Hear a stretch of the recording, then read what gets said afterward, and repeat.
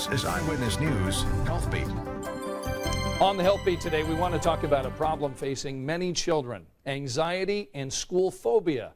Our Health Beat anchor Anne-Marie Tiernan's in studio today with our pediatrician. Hi, Ann. Well, hey there, Scott. This is a tough one. So Dr. David Costin, a pediatrician with IU Health Physicians, is here today. Thank you for joining us. I'm glad to be here. Well, you know, in preparing for talking with you today, I saw some of the research that shows that up to 10% of our kindergartners, up to 15% of children that are in high school have some sort of anxiety disorder. That's really alarming to me. Well, I don't think it's anything that's changed, but it is the most common mental health disorder in kids. And you're seeing this in your practice? Well, this is the time of year because school starts. Everybody's excited about school, that first day of school, pile on the school bus. All that excitement now has faded. And now we have the kids with the tummy aches and the headaches and the chest pain. And these symptoms oftentimes appear, you know, on Sunday night or Monday morning, disappear every weekend. And parents are in a quandary. My child has a stomach ache. Do I keep him out of school again? This is the 5th day they've missed this month. What do we do? Right. Well, and I would imagine you would be thinking, well, is there something dietary that's going on here rather than something that's mental? Sure. And the first approach the pediatricians take is, hey, let's make sure it's nothing surgical. It's not appendicitis or something like that. But pretty quickly it becomes clear that the pain just happens in certain times when the child might be more stressed out.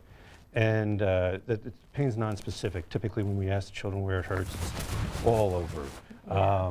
And like I said, it's situational.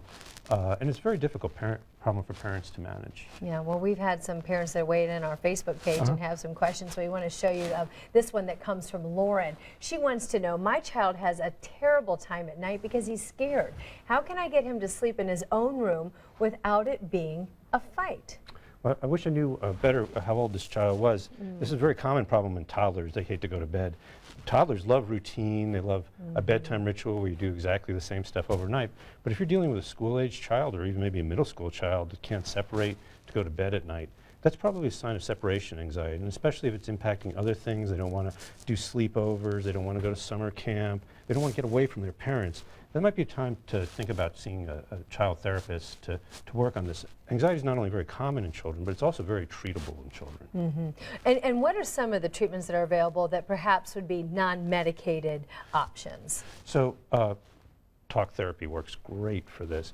The whole idea is to start empowering the child that he can master his fears, that the fears are an unreasonable force that is making him act that way. Oftentimes a therapist have the child label the fear as, you know, Mr. Worrybug or whatever, and then the parents and the child fight Mr. Worrybug together to overcome these anxieties. Simple reassurance usually doesn't work after a point. You know, sure, there's no monsters under the bed, but how many nights can you do that in a row, right? Right. So awareness is one thing, but then also what's the caution to parents who are maybe get this diagnosis and maybe being overprotective? Well, anxiety is somewhat good. I mean, anxiety stops us from walking out in the traffic, right? I don't want to get hit by a car. But when anxiety starts overcoming the child's life, that the child can't run his life anymore, or her life anymore because they're fearful, that's the time to get professional help. All right, Dr. David Costin, thank you very much for that advice. Back to you, Scott.